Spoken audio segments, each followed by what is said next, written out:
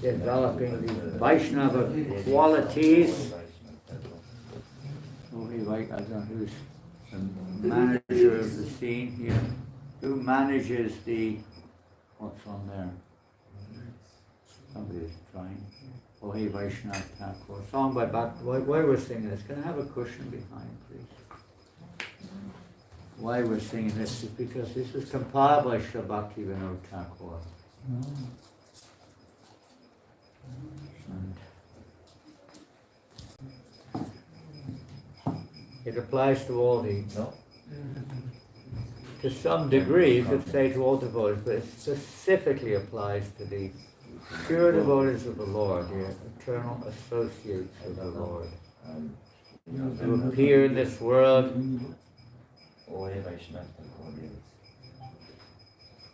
O-H-E. You don't pronounce the H.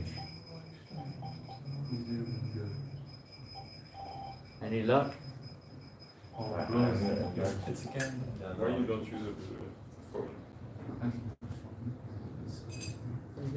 What do you want to do? Use your phone. Oh, hey, Vaishnava Thakura, Soyad Sagaro, Egante Purunakori. Oh, hey, Vaishnava Thakura, Soyad Sagaro, Egante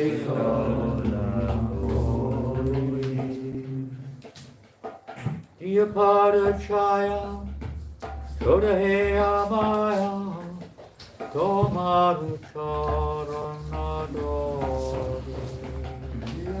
Diyapada Chaya, Shodaheya Maya, Tomaru Charanadori. It's nice to be enthusiastic, but not too quick.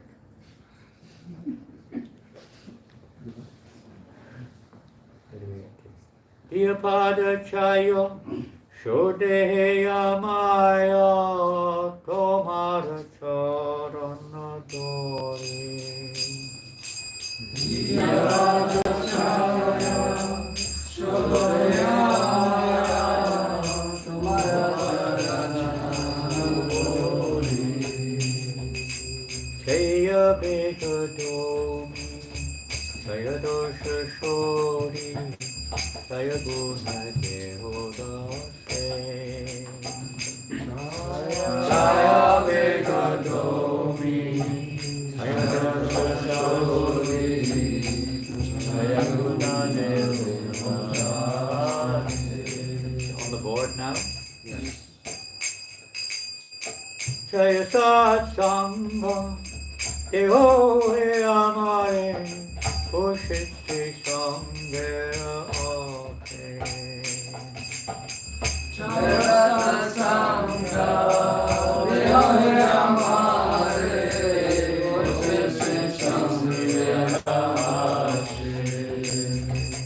Ekaki Hamaha, Nahi Pai Bolo, Parinam Sankitan. Ekaki Hamaha, Nahi Pai Bolo,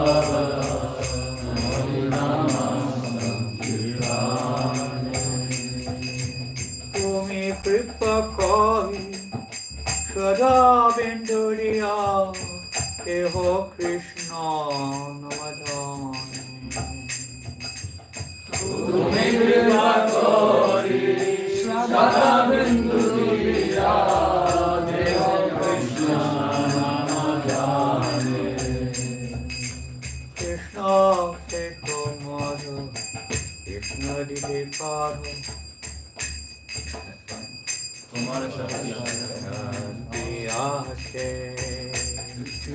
Krishna Tomara, Krishna Tomara Amito Kangala, Krishna Krishna Bole, Saha Sai Kama Pate Pate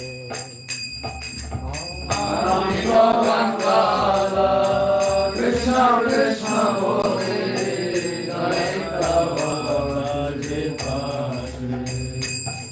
Oh hey Vaishnava Thakura Surya Eka se kuruna kori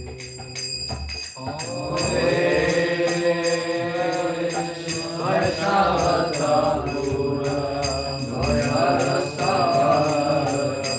Eka se kuruna kori Eka se kuruna kori Eka se kuruna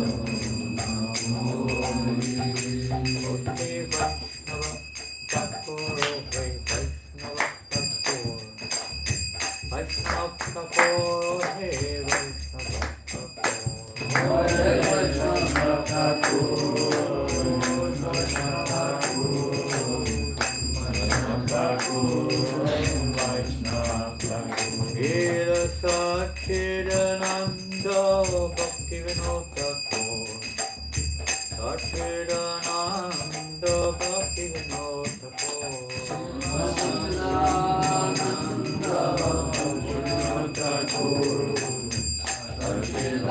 Bhaktivinoda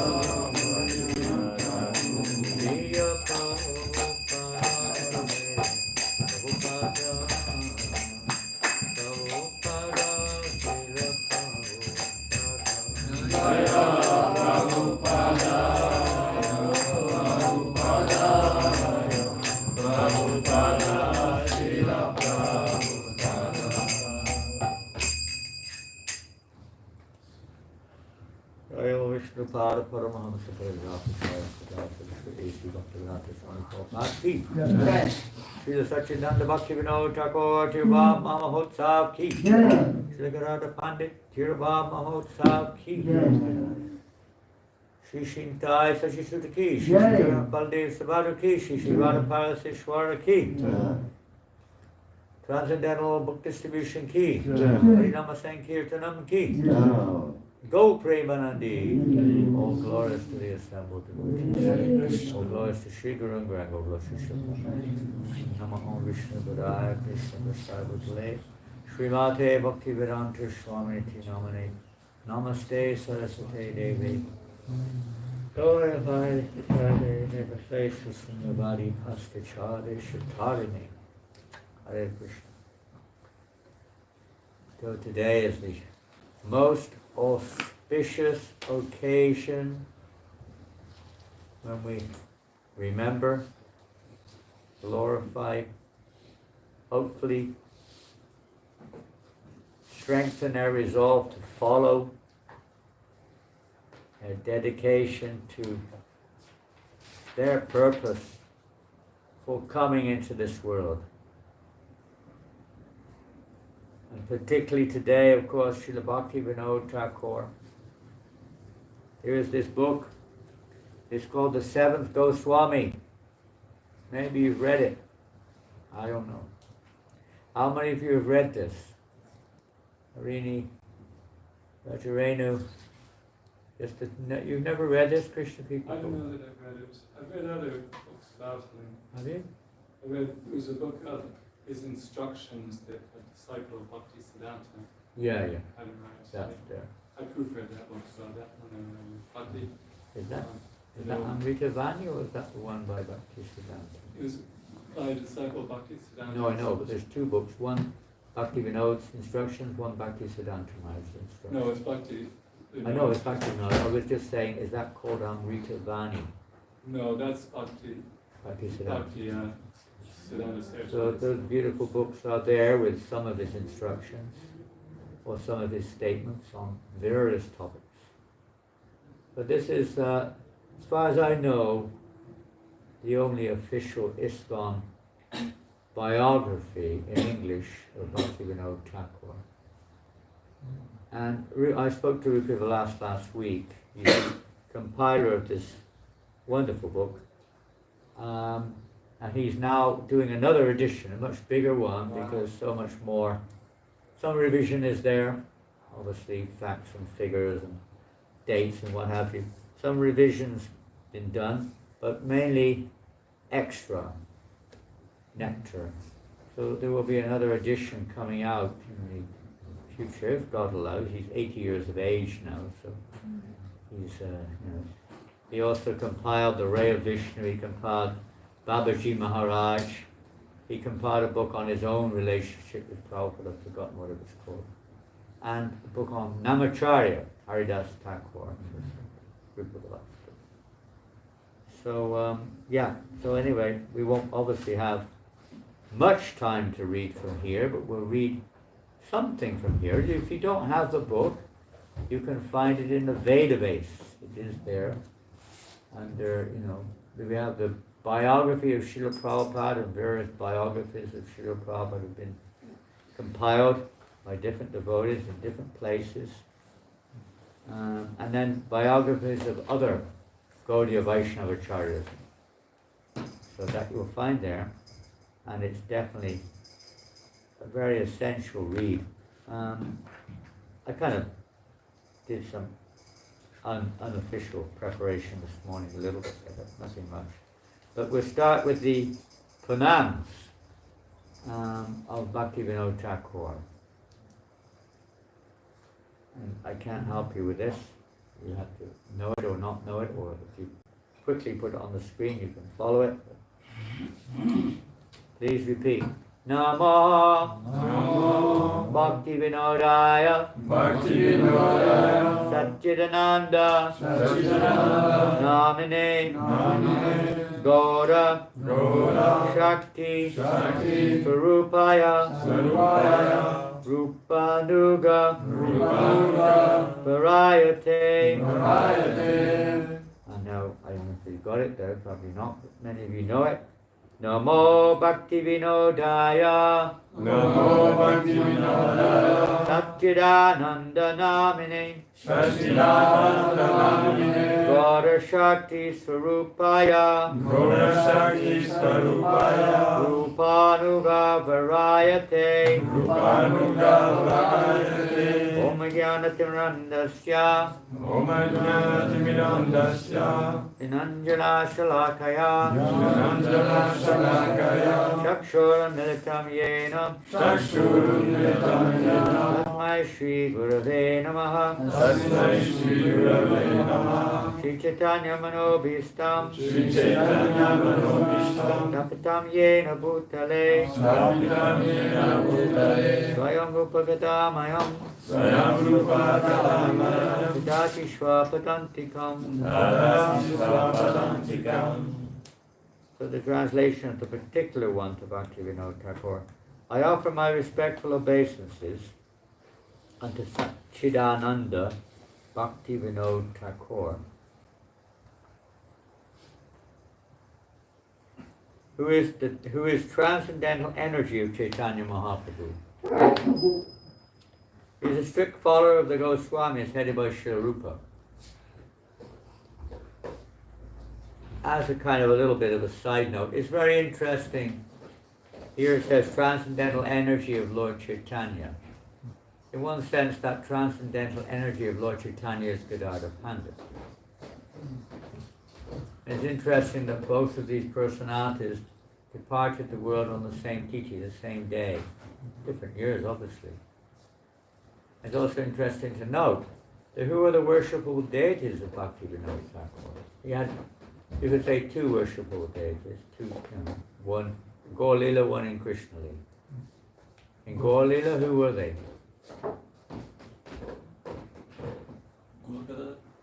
Pardon? Gaur Gadadhar? Yes. He worshipped Gaur Gadadhar. Generally, that in our line is not the mode of worship, but this is a specific aspect of Bhaktivinoda Thakur's positions. Prabhupada doesn't encourage us, though some devotees do. It's a different mood. The relationship with Gadadhar Pandit with the Lord is a little different than that of, we follow Gaur Nitai, Nityananda line. Two lines are there. We don't generally, well, I mean, it's perfectly all right, it's perfect, bona fide, but it's not our line, so we worship Nitai, Go Nitai. So Bhaktivinoda Thakur, who is practically the inaugurator of this mission, worldwide mission, was himself worshipping Gadadhar. And in Krishna Lila, who is he worshipping in the form of the personified deity? Who is he worshipping? Who knows? Jaya Radha Madhava. He can play that song. You'll see many of his songs. You see Radha Madhava is there. He worshipped Radha Madhava. Those deities are still there. Now they're in Orissa again. But if you have been in the past, maybe, I don't know how many years ago, maybe 8 years ago, there was one devotee named Fakir Mohan. Fakir Mohan, he would go by the, actually he was initiated, I'm not sure 100% whether by Bhakti Siddhanta Maharaj, but certainly by one of his followers. He was initiated by, in the line of Bhakti Siddhanta Maharaj, but he was someone other used his maiden name, Fakir Mohan. And he was a great devotee. He was a Riyan, and he was a great close associate of Gaur Govinda Maharaj. So, especially after Gaur Govinda Maharaj departed the world, the deities, the Bhaktivinoda Thakur's deities, were under his care. And he would bring those deities every year to Vrindavan. And they would be worshipped on the altar of Radhakrishna. For the whole month of Kartik, they would be on the altar there in Vrindavan. ISKCON Mandir. So, of course, he left his body, I don't know how many years, 8, 10, 12, I don't know how many years ago. Since then, that's not the case. They're back, I don't know who's worshipping them, they're back in Orissa all the time. So anyway, that's just a little bit of an interesting link between Gadadhar Pandit and Bhaktivinoda Thakur. And you can probably find some other correlations, but you won't endeavor there.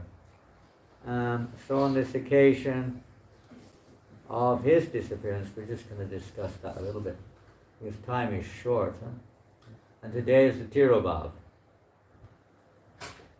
He departed this world in 1914 on this date. Over here, that minute. He appeared in the world in 1838. On our calendar month in September sometime. And like all the eternal associates, the Lord, they may desire to come for various reasons, but the Lord sends them into this world specifically, not what reason would such eternal associates appear in their sadhaka form? These eternal associates, they have eternal forms in both Gaur Lila, in this particular case, Gaur Lila as well as Krishna Lila. But Krishna Lila, who is Bhaktivinoda Thakur? He's a Manjari. Who is he?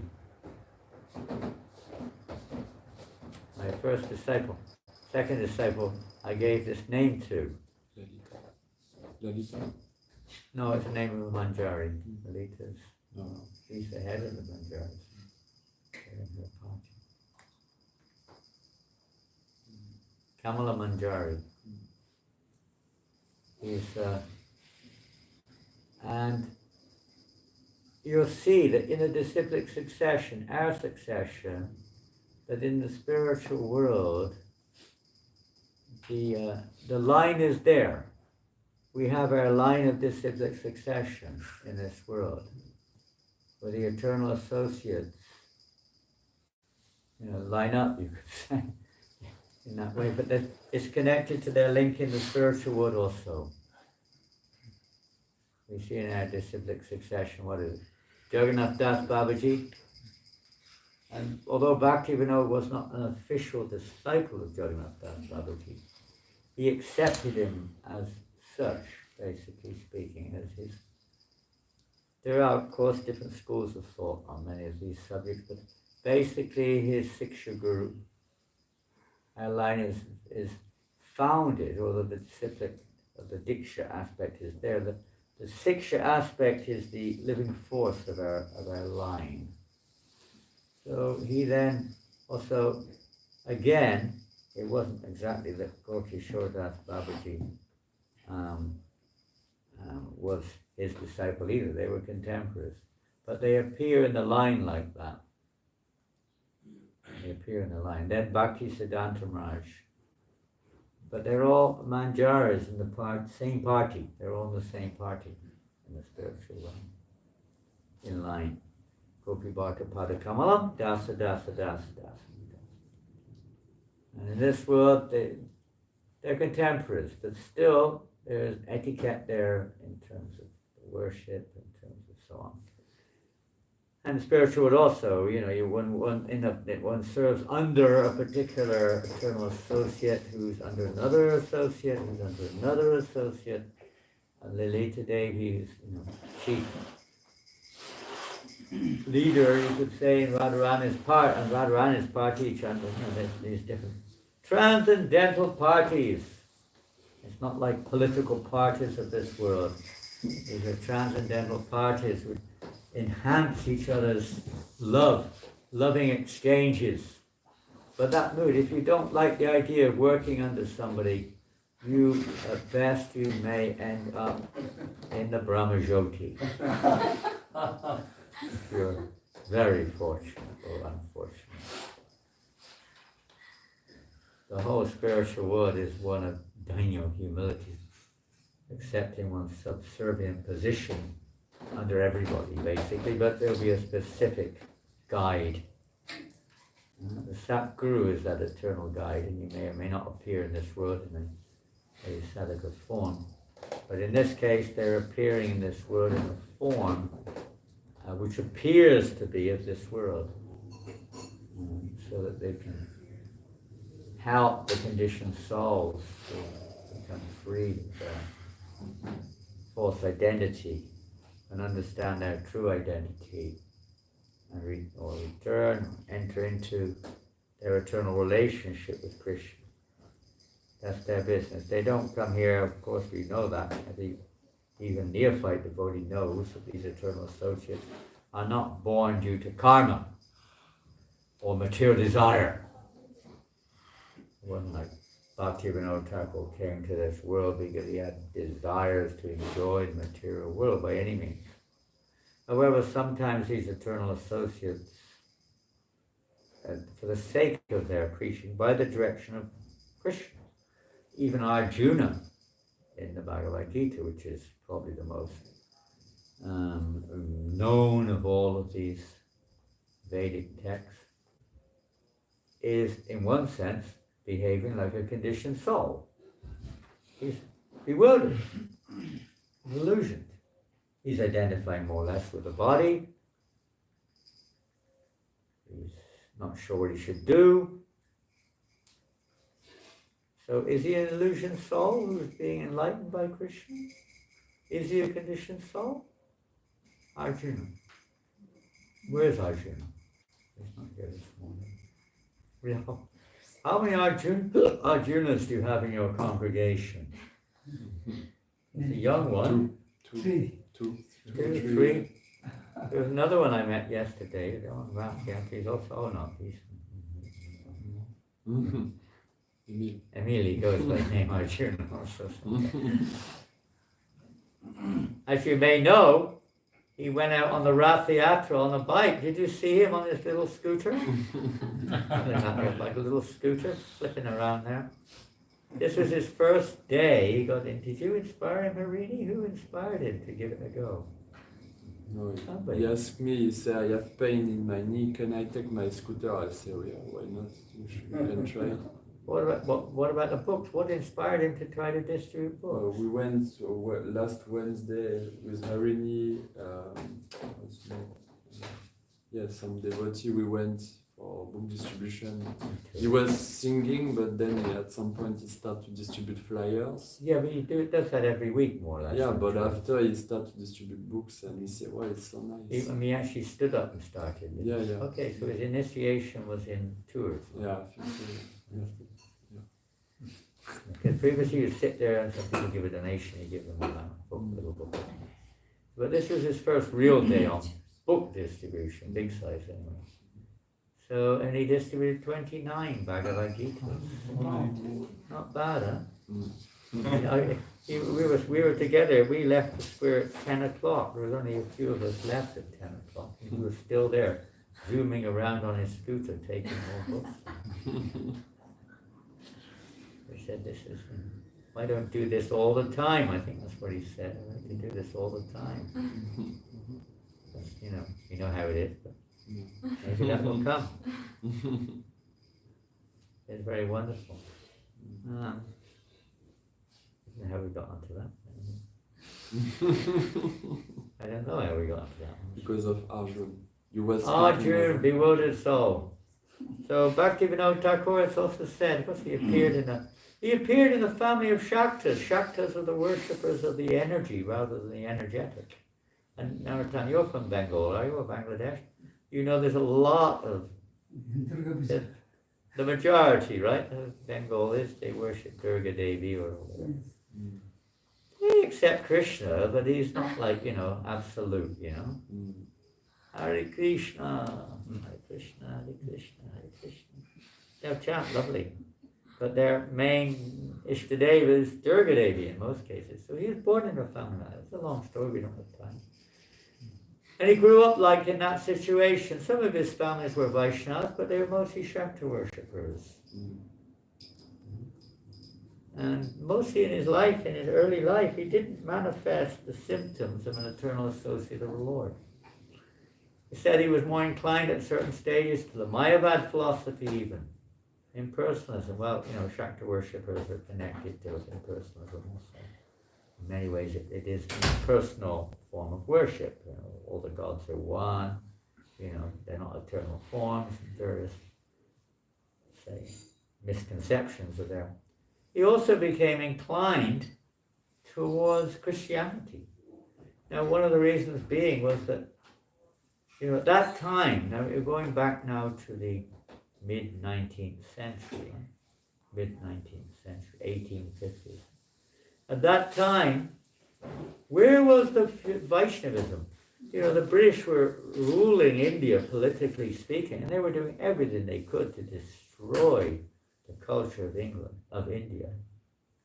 So many, vicious attacks on the Vedic culture. Vicious. Outright blasphemy at the max. Horrific things were being published and taught. Of course, we were not privy to that directly, but it's documented. You can't deny it. It's documented in the British annals. The horrific things they were, degrading statements by proud, ignorant, indologists, religionists, Christians, scholars, what have you.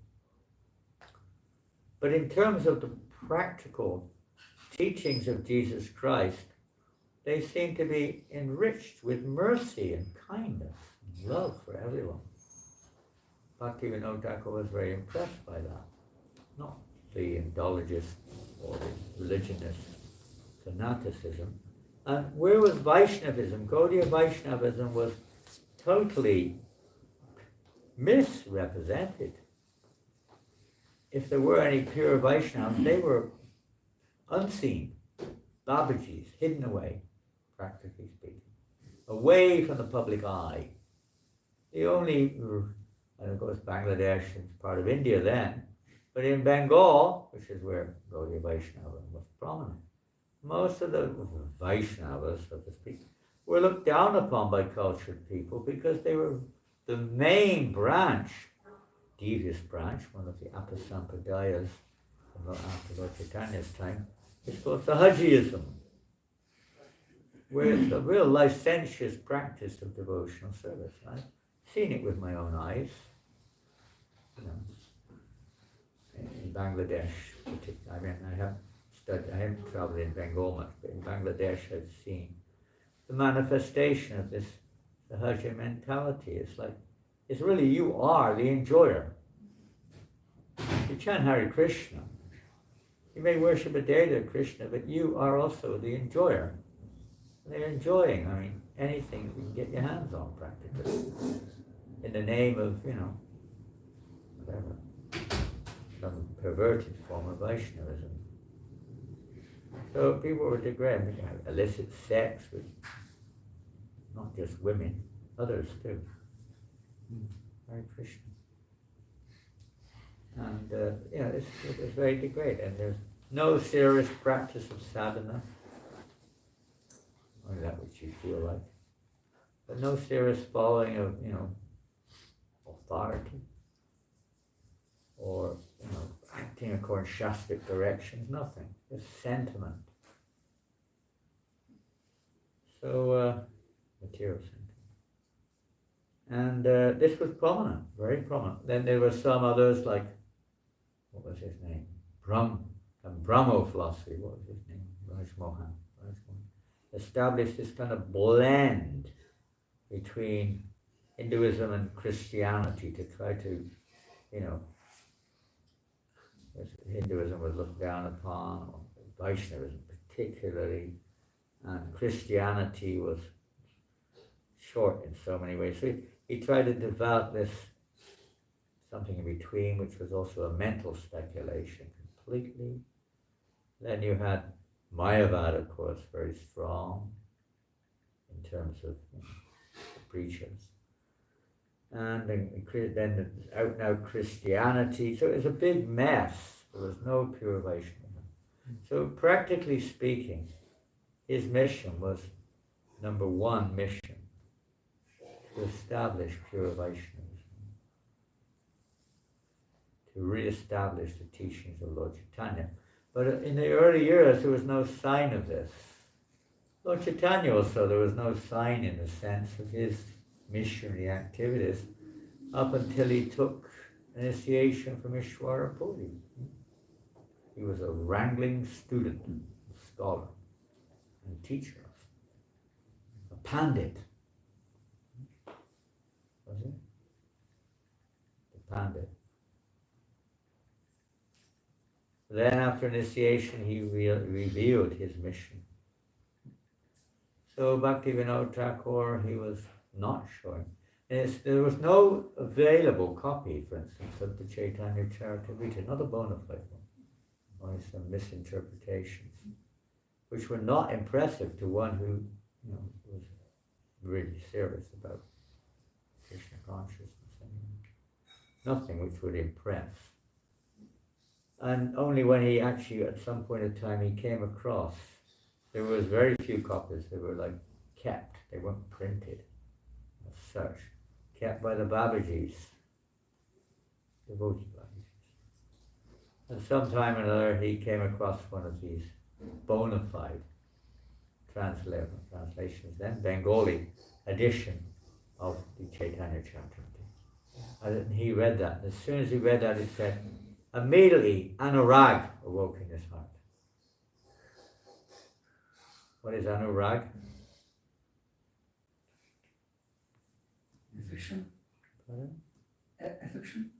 It is affection, but it's specific affection. Your raga, the relationship, affection, anu, following. His immediate feelings towards worshipping Krishna in a certain way arose in his heart. Immediately, upon coming in contact with Chaitanya, the bona fide Chaitanya Charitamrita. That was externally the beginning of his change of manifestation in his behavior.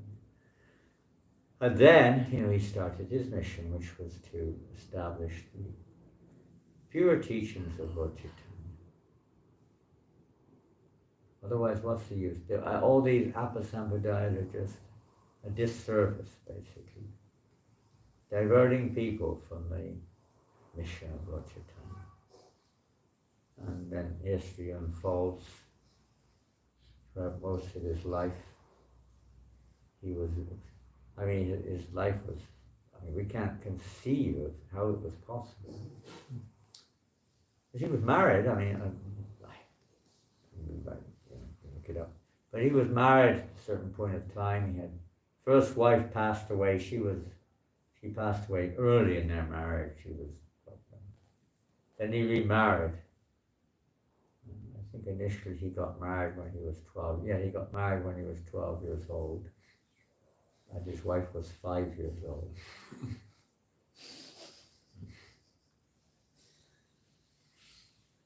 Can you imagine?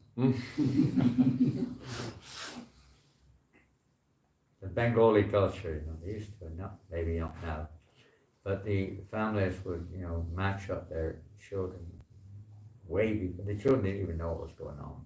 And when they came to age, then they realized, this is my wife, this is my husband. And they lived their whole life. They never think of divorce. Unknown word in Bengali culture. Unknown word. Doesn't exist. But maybe now it exists. It never did. Divorce, even when I was a kid in the 50s, divorce was like a crime. Anyone who was divorced was ostracized from the family. Ostracized. My cousin, married a man who was divorced. She was ostracized from the family for 8 years. She was allowed in anyone's house in the whole family. Uncles, aunts, brothers, sisters, nobody would allow her in the house. Because she married a divorced man. That was in England. Can you imagine? No. Okay. It was taboo. Now it's the thing you're supposed to do. You get married, they say, when are you going to get divorced? And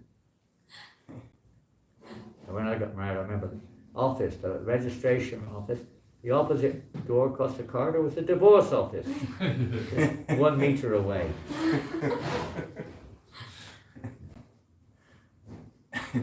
What to speak of now, I don't even bother getting married anymore. Contract. Most people don't get married.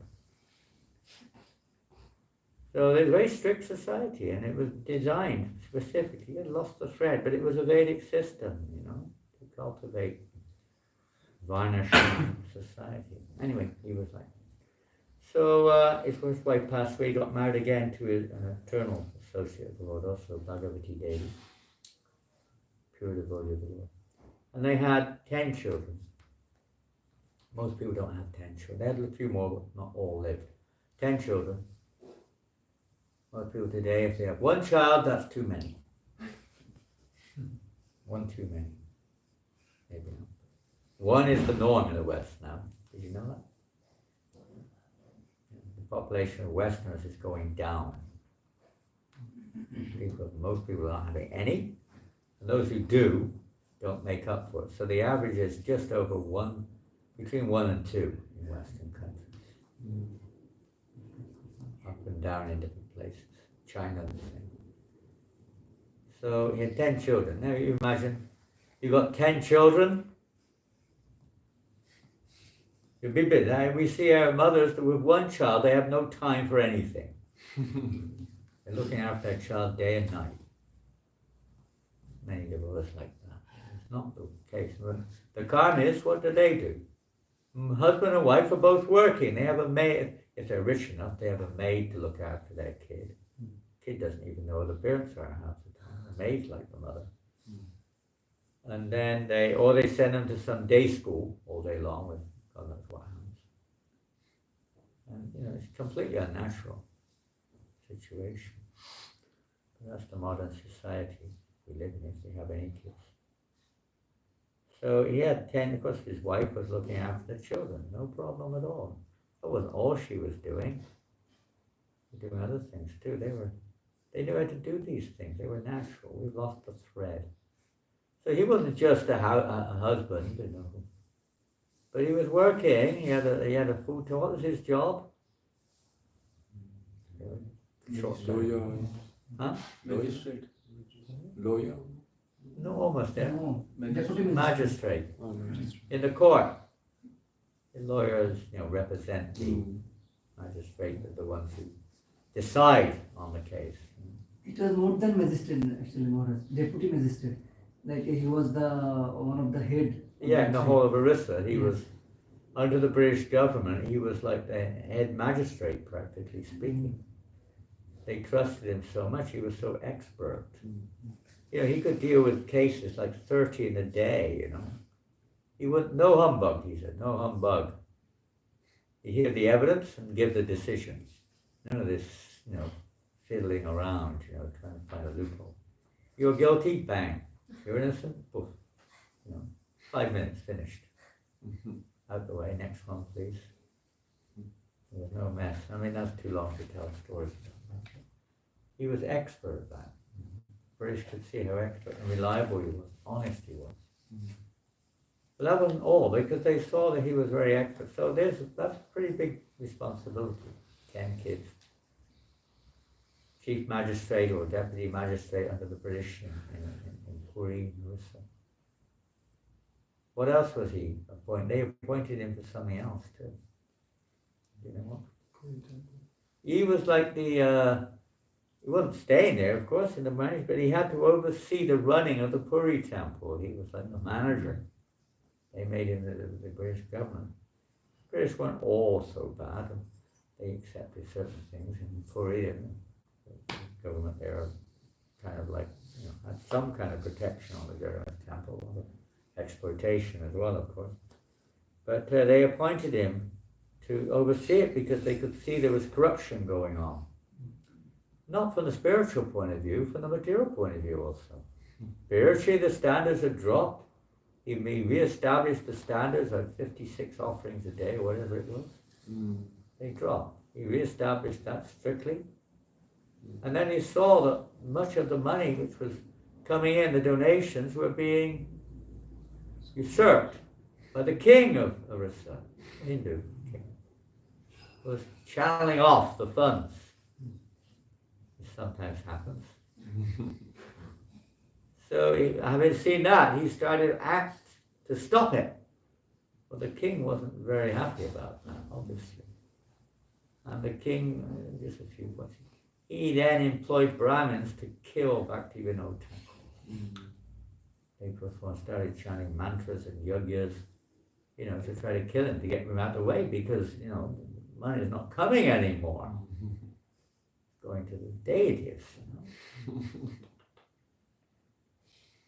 And so they performed the yagya, but Bhaktivinoda Thakur didn't die. The king's son died. Anyway, he was very strict, very strict. He was a householder, but very strict. That's why the book's called The Seventh Goswami. You look at his daily schedule. Now in Puri, one of the British officers was kind of, what's he doing, What's he doing? He finishes his court cases real quick. 3 times or 4 times quicker than anyone else. Then he goes home. What's he doing? He checked him out. He went home to see what he's doing. And there he is. He's writing. A phenomenal writing. How many books did he compile? Hundreds. Tremendous contribution. Our whole movement is based on Bhaktivinoda Thakur's example. He's re-establishing Gaudiya Vaishnava in its pure form. Just like the Goswamis. What were they ordered to do by Lord Chaitanya? Write books too. Compile books. Find the places. Pardon? Excavate the places. Excavate places of Krishna's pastimes. Teach pure bhakti. Establish deities. He did the same thing. He was the one who discovered the actual birthplace of Lord Chaitanya. It was Bhaktivinoda Thakur. The most significant holy place in Gaudiya Vaishnavism, practically speaking. And what to speak of books. They say most of the teachings of the Goswamis have been, still there, but hidden away practically. He brought it to the surface again in a way which was digestible to the situation, taking into account all these other factors, the degraded impressions that people had of Vaishnavism, the British education system where they were trying to indoctrinate people to believe that Western culture, Western teachings, Christian teachings were the highest ordeal. Went above one, and someone would say one book of a Western philosophy is more valuable than all the Vedas put together. Things like that. We had to cope with all this. Then there's mixed mash of Brahmawism and so on, which was very popular at least in Calcutta. You had to deal with all these various things. So he presented it in such a way as to try to give a connection, a link. You see in some of his books, he takes into account Western history, Western ideas, and so on, in order to try to capture the attention of people. Just like Buddha or Shankaracharya, to try to bring people slowly back to the right vision of the truth. So like that. But you'll see, it always comes like, you read one, Prabhupada said of all the books of Bhaktivinoda Thakura, two are most prominent. Think of some of the books which he compiled.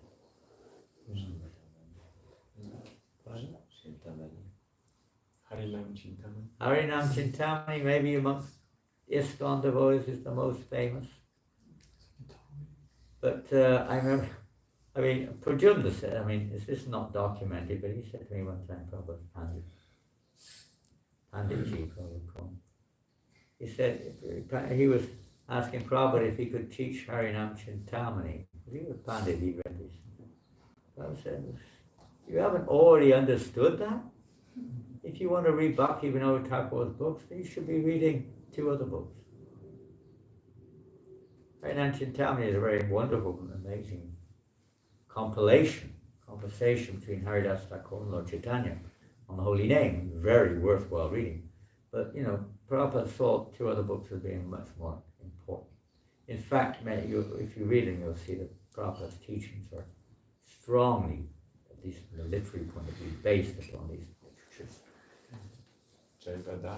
Jaiva Dharma, that's probably the most significant of all of these compilations. It's out of this world, but in this world at the same time. Anyone who reads that with an open mind will understand that this person who's compiled this is not on this plane. Is that they're looking down on the situation, seeing everything that's going on from a higher dimension. They didn't have typesetters, they didn't have computers, they didn't have Google search, they didn't have Vedic. No. It's just a mine of realizations and transcendental knowledge. And it's such a well-compiled thread up to right from the basics, mundane religion and social interactions, right up to the highest form of, Mahabhav, Rasa dance, everything. It's going right up there. And it helps to identify where one's at.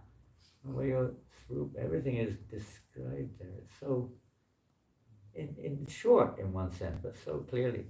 And a corollary almost to that is Chaitanya Sikshamrit, which was the other book Prabhupada said, which is also essential. It's similar, but there are differences too, maybe a little bit more practical in some ways, in terms of conditioned souls, but the same thread. These two books and so many others, which are he compiled, and then Bhaktisiddhanta Maharaj, of course, he did, amongst his 10 children, one was Bimala Prasad, Lalit Prasad, Bimala Prasad. They're both pure devotees. He was very strict with his children. And he said, if you don't help me, because this time, of course, Bhaktivinoda started publishing literatures profusely, pure devotional literature. He said, if you don't help me in the publication, you can have your dinner somewhere else. Don't eat in my house. Go find a restaurant somewhere there if you want, but not in my house, unless you help me. He was training his children to assist him in his mission, spreading Krishna consciousness. He sent, I don't know if he tuned into what we said or not, but maybe, he sent the first Gaudiya literature to the Western world. Prabhupada, he noted that very seriously. He took this very seriously, actually, Prabhupada. He said it wasn't by chance that in 1896, Bhaktivinoda Thakur sent Lord Chaitanya's teachings and precepts, his little book, to the Western world, Life and Precepts, to the Western world, little booklet. He sent other books. He sent Krishna Samhita to the Western world also. He sent it to Ralph Waldo Emerson, an American philosopher. It was a little bit, esoteric, a little bit inclined towards Indian philosophy. So he sent him a copy, I think, and the letter came back and said, thank the secretary saying, thank you very much for the edition, but I do not speak Bengali. Bengali. But the other book was in English. And Prabhupada really was very happy. I think 1968 in Montreal, when he went there, devotees discovered that little book of Bhaktivinoda Thakur in the McGill University in Montreal. And then later on, Gurudas found it in the British Library in London, just around the corner, in different universities around the world. This book was found. And very special. So Prabhupada noted, in the same year that he sent it, he said this was really prophetic, that he appeared in the world in the same year that Bhaktivinoda Thakur sent the first Gaudiya Vaishnava literature to the West. He took that as something very significant. Predictions? Well, it wasn't just about, that was some sort of prophecy or something, but predictions, he made many predictions which were very profound, even in regards to our own Srila Prabhupada. The day will come, when the fair-skinned men from the western side, will come to Mayapur, dancing and chanting Jai Sachinanda, embracing their Bengali brothers. Please accept us. We are also surrendering. They were dedicated to Lord Chaitanya's Sankirtan, and they would dance together chanting Jai Sachinanda. And they would go all over the place in all the towns and villages of the world, dancing, chanting, singing the holy name, with banners, flags, mridungas, kartals, everywhere, all the countries of the world. He predicted that day will soon come. His prediction was I think this one was in 1884 or something, in the 80s. And then he also predicted a little while later, now bearing in mind that Bhaktisiddhanta Maharaj Bhimla Prasad had already appeared in 1874, I believe. And then a few years later, he said that very soon a personality will appear to fulfill this prediction. Will go all over the world unrestricted, spreading this message for Chaitanya. So you can see it both ways. Bhaktisiddhanta Maharaj was certainly the force and the catalyst in every respect, but the fit in the practicality, it's Srila Prabhupada, our Srila Prabhupada, he did that. He did it. One devotee asked Prabhupada one time, Prabhupada said that Bhaktivinoda Thakur was so great, he could have done everything himself. He could have spread Krishna consciousness just by will, practically. And they asked, well, why didn't he do it, Prabhupada? Prabhupada said, he wanted to leave it to you. Not us.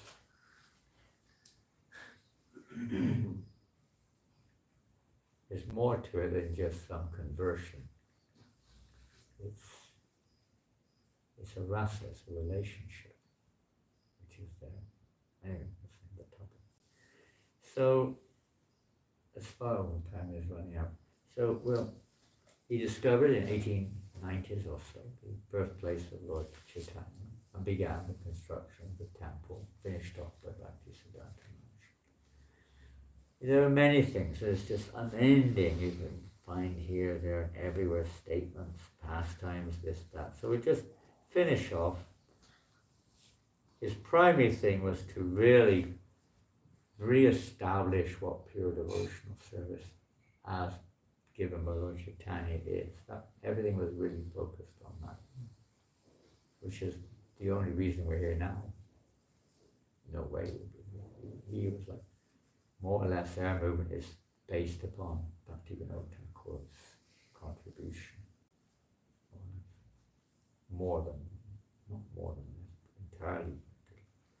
So let's read one or two things about his last days in this world. As today is Tirubhav.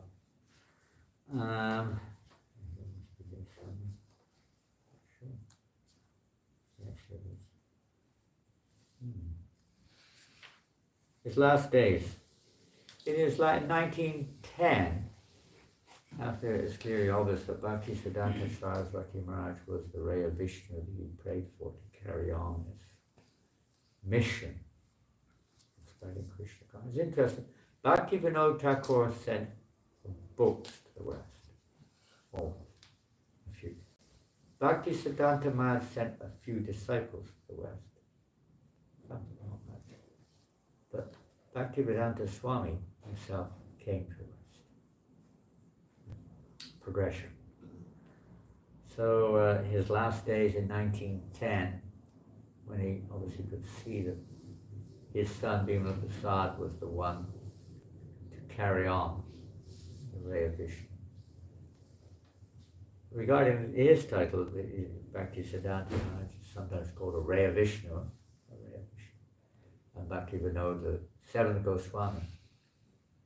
Because as we mentioned earlier, the same principles with the Goswamis as with Bhaktivinoda Thakur, just that he was a Grihastha. But as a Grihastha, he was so renounced. I mean, his daily life, they were slightly different. Lalit Prasad, his brother, and also Pure Devotee, are slightly different. Prabhupada said they didn't agree with each other. But he said their disagreement was transcendental. And that's why Prabhupada said, don't go to see Lalit Prasad because you will think it's mundane and you'll commit offenses. He told the devotees not to go to see him afterwards. Because there was some difference of opinion there on some things. He said it's totally transcendental. Anyway, aside from that, he wrote this little kind of analysis of his father's daily schedule. He would go to bed at 8 o'clock at night, get up at 10. 2 hours sleep. All night long writing. About 4 o'clock in the morning, wash a little bit, chant japa, answer any correspondence, walk up and down on the veranda, posing different challenges, defeating them, with himself. Like this. Take a chapati and a little bit of milk. Take a quick bath, 5-minute bath. He was really quick taking bath. He would not waste his time in the bath. Some people take 30, 14 minutes in the bath. I don't know what the hell they're doing. Quick as possible taking his bath. The sadhu was also apparently very quick at taking prasad. That's not necessarily to be imitated. And then he would go to the court, deal with all the cases in the morning. By noon, usually he'd finish the day's cases.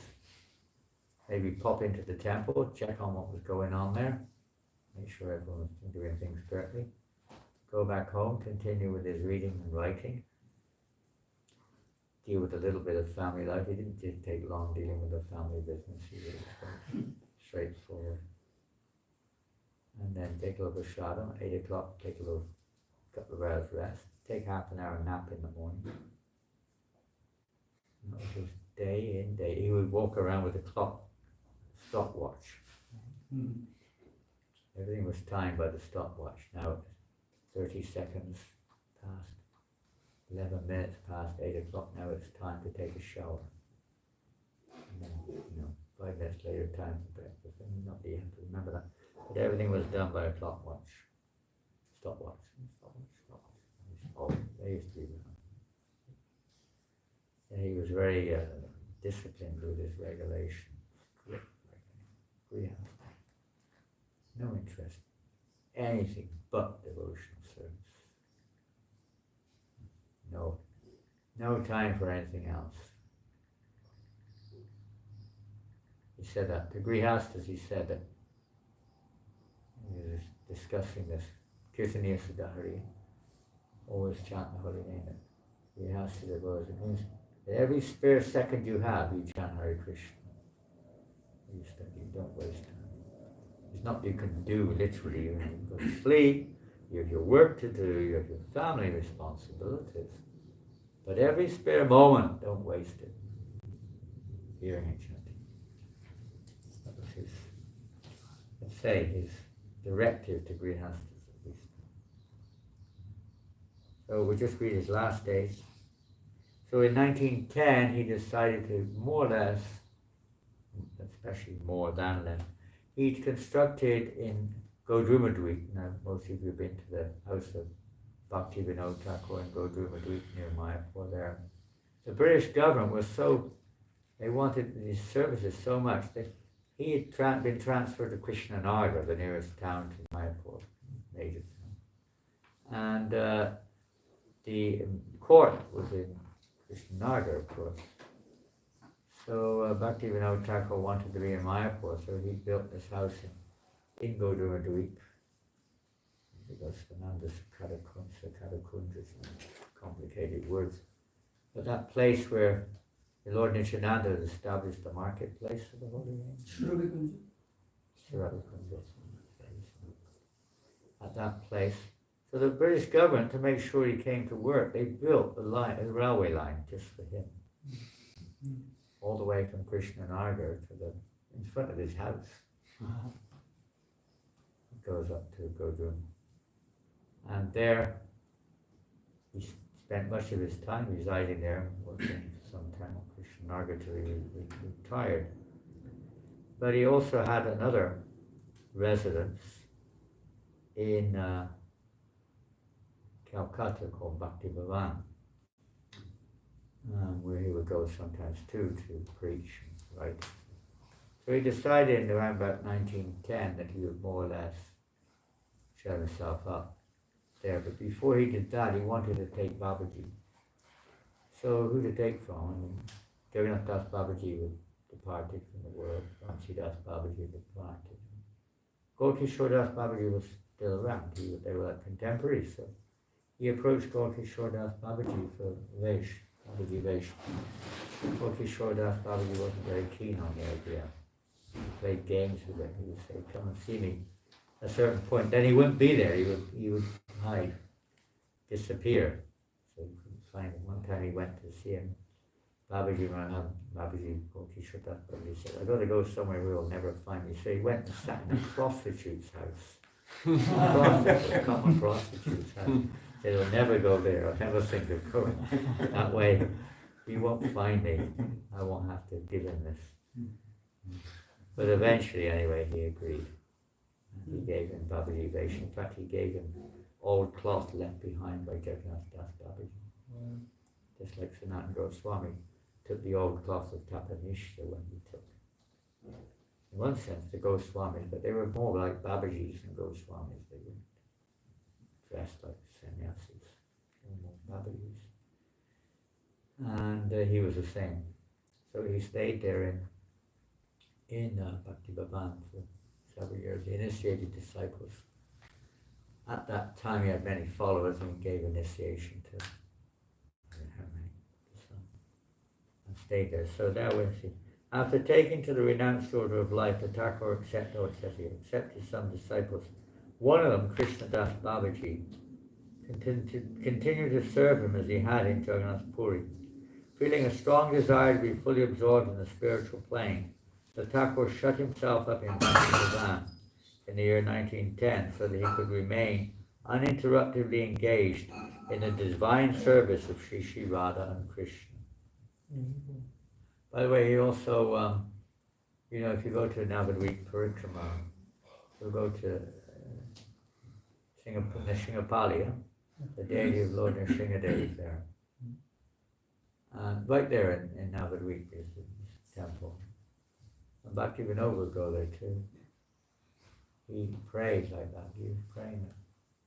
He would go and pray to Lord Nrsingadev to please basically remove all the obstacles in my worship of Radha and Krishna. He clearly established in our line the importance of worshipping Lord Nrsingadev if we want to worship Radha and Krishna. Very important. Lord Nrsingadev is, like, practically speaking, one that removes all the obstacles if we approach him.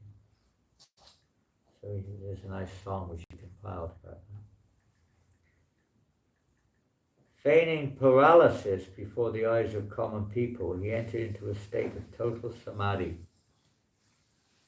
On June 23, 1914, the sun began its southern course. It was the same day that Gadadhar Pandit, the incarnation of Srimati Radharani, had left the world some 450 years before. Precisely at noon, the Thakur entered the eternal pastimes of the Lord, far beyond the vision of the conditioned souls of this world. That year, at least it was June the 23rd, 1914.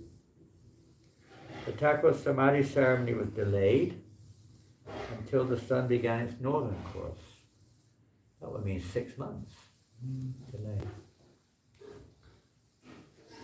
Because normally, traditionally speaking,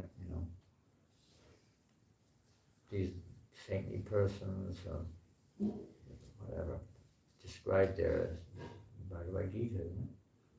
Those who leave their body during the north when the sun's in the northern hemisphere, northern course, go back to the spiritual realm. That doesn't mean everyone who dies at that time means that those who are on the spiritual path, those who are eligible, those auspicious.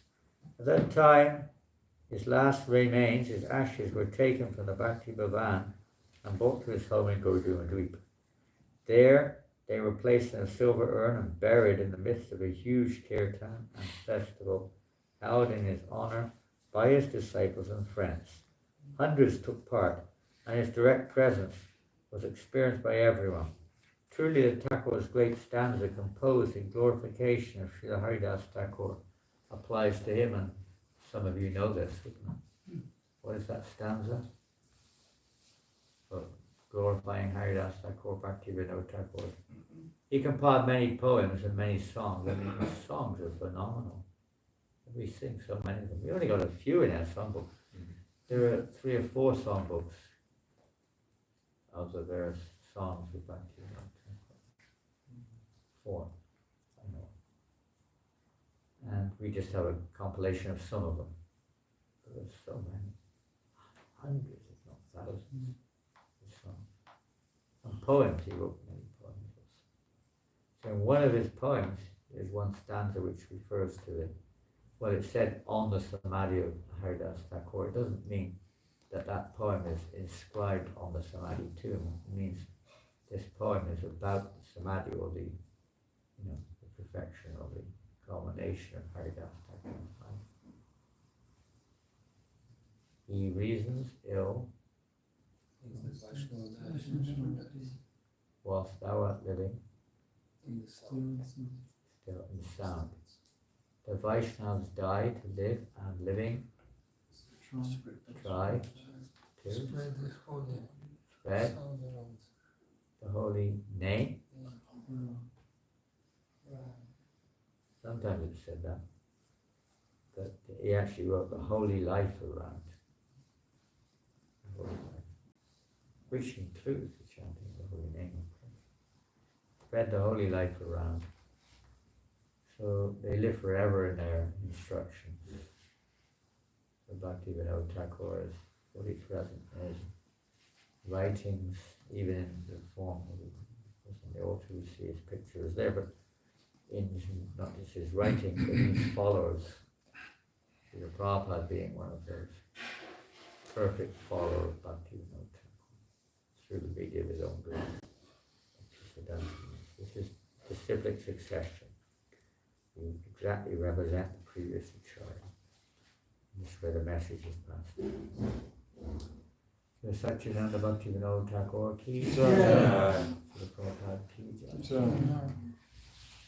Hare Krishna. We'd love to read a long poem, but it will take you 20 minutes to read. It's a really amazing poem. O Saragrahi Vaishnava soul. Amazing poem.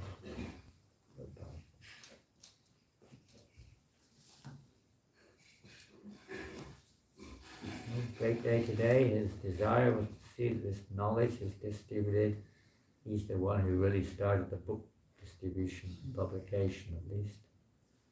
And he taught his Bhakti Siddhanta Maharaj. Prabhupada himself said that his father, Prabhupada's father, Gomananda, he learned so much, pretty much everything about worshiping Krishna from his father. He also said his father was a pure devotee. But one thing he didn't learn was book publication, writing, distribution. He learned that from his guru, who Bhaktivinoda Maharaj, that was impressed upon him by Bhaktivinoda to publish books and distribute them widely. So we can do what we can do. We're not very, let's say, so great. We're very small neophytes, but trying to do a little bit to distribute these books for the pleasure of Bhaktivinoda. And we were pleased to see what the Gurus are doing, whatever their challenges may be. The devotees are trying to distribute books. And people are taking, just like we saw yesterday, saw quite a few Bhagavad Gitas. I got a whole figure. There's over 100 Gitas were distributed yesterday in Paris. And on Rath Yatra, 400 Gitas were distributed almost. Something, little something.